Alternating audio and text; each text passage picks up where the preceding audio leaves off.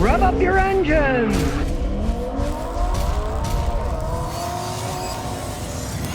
Well, the Consumer Reports agree with me. They say that the Chevy Silverado and the GMC Sierra, basically the same vehicle, just sold under a different name, have the worst powertrains, engines, and transmissions of anyone's out there. They say they have, and I quote, major engine issues, including engine cooling, drive system issues, electrical failure, and brake failures. And the hilarious thing is, this is a Consumer Reports on surveys they did on 1 to 3-year-old vehicles. They're saying they got engines and transmission problems, 1 to 3.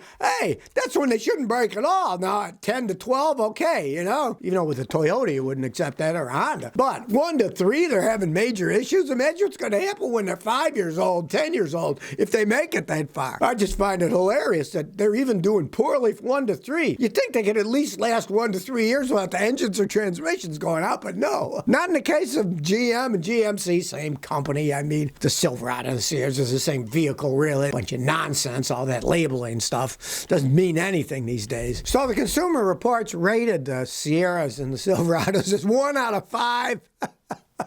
You can't get any lower than that. I don't know, maybe it's like the stuff you vote online when you got to rate something and you can't give it 0 stars or it won't even work. So you got to give it 1 star for in order to work. People often say, I'd give it 0 stars, but then it won't work because I have to push something. So I guess they got 1 star because they had to push something.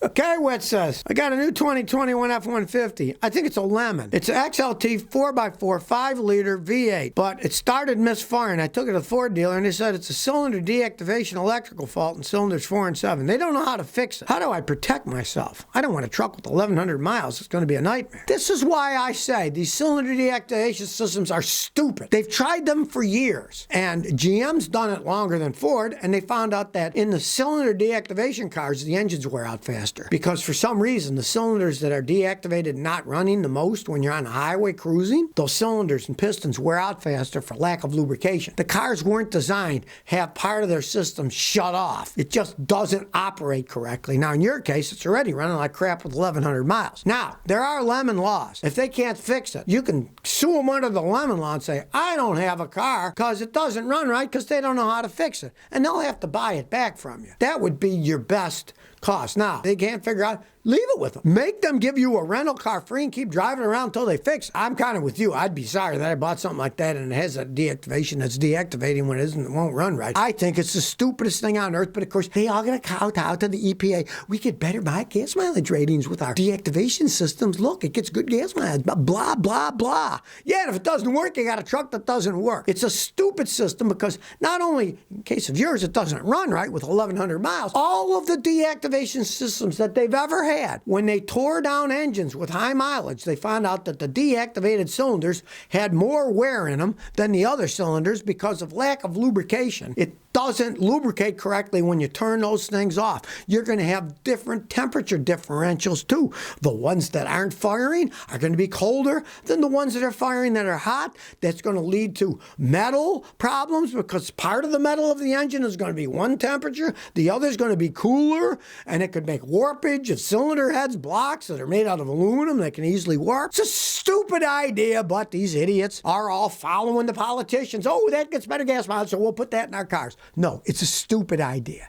It's just as stupid as the, your car shuts itself off when you come to a stop sign. Hey, that wears your engine out. The oil goes down to the bottom. It's got to pump back up again. It's stupid things that these people have followed to kowtow to government regulations when the government doesn't care if your truck falls apart when it has 100,000 miles because of these stupid things. Popper says, I'm in a marketplace. What's a better buy? An 03 Toyota Avalon with 185,000 miles or a 99 Acura CL Coupe with 177,000 miles. First one's $2,500 and the second one's about the same price. Relatively luxurious cars at a relatively low price. Now, they're old. They're both old. 23-year-old car versus a 19-year-old car. They're both good cars. Depending on how they were maintained would be why I would buy one over the other. I like Toyotas, but the Acuras are good too. But either way, they got to be maintained. You want some kind of records, but records can be forged. Find a good mechanic like myself that's going to spend at least an hour going over it with his fancy scan tools, road test it, listen to it, see if any bearings are going out, and then say, okay, this one's good or this one's better. That's what I would do. Because you can't just go sight unseen which is better than the other, because you don't know how they were maintained. They're both well made, and they both have, around 180,000 miles, so they're older cars. But they can both last quite some time. You have a mechanic see what he says. He might say they're both good, or he might say they're both bad. I don't know how they were maintained. Got to get them checked out when they're that old, with that kind of mileage, being rather luxurious cars. You can't trust anybody. I mean, you can ruin a luxury car in 80,000 miles. If it's got 180, it would have to have been maintained well, and a mechanic's got to check it out. Wig says, should I disable the variable cylinder management on my truck? I bought a 2021 Honda Ridgeline with 12,000 miles. I want to make sure it lasts as long. Should I disable variable cylinder management on my truck to make it last longer? I would. Everything that I've seen and have read, actual research by engineers, shows me that when you have ones that shut the cylinders down, it turns out that if they shut them down a lot, the cylinders that are shut down wear out faster. Now, the jury's out on why some engineers say, well,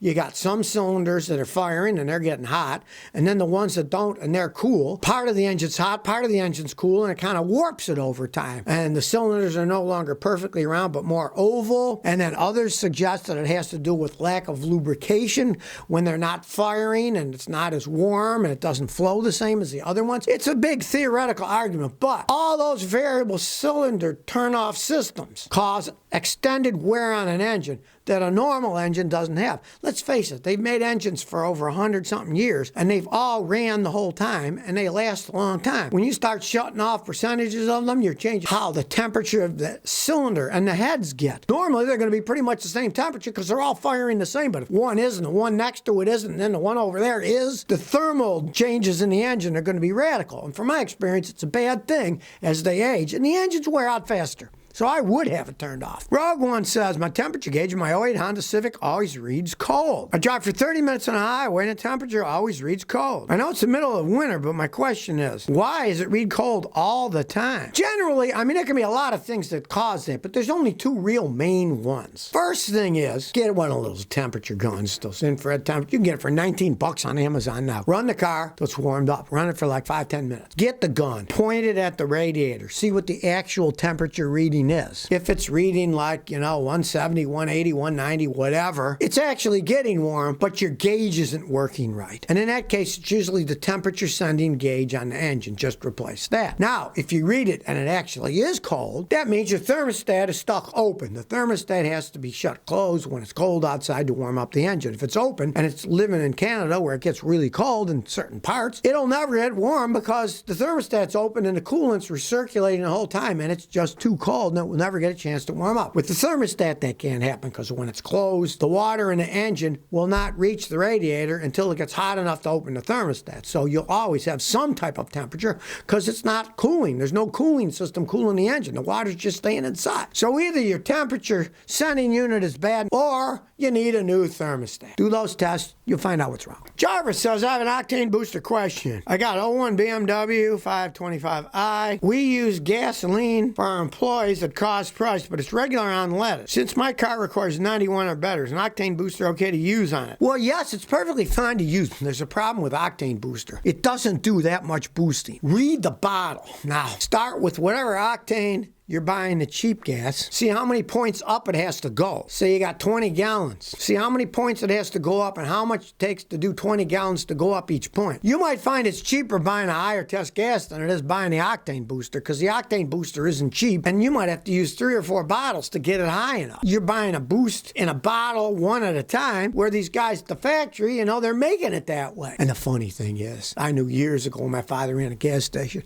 what it cost from the low octane to the high octane octane to make was less than a penny a gallon. It's just cracked at a higher level in a tower, and they do it in mass production, so it doesn't cost much. And the reason they were able to charge more was because they can. They actually got called into the government one time and said, how can you charge so much for your high test gas and not your low test gas? How can you validate that giant price differential? Like now, it's usually over $1 a gallon. And they said, we only spend advertising on the high test. We don't advertise the regular, so I'm sure the same thing is today. This was 30, 40 years ago. They probably still have the same philosophy. There's no way it costs them $1 more to make the stuff. It's just marketing. That's what it comes down to. But they're gigantic, and you're small. You'll probably find if you buy the booster, it probably costs more money to put the booster in than to just buy the stuff with a higher test gas in it in the first place.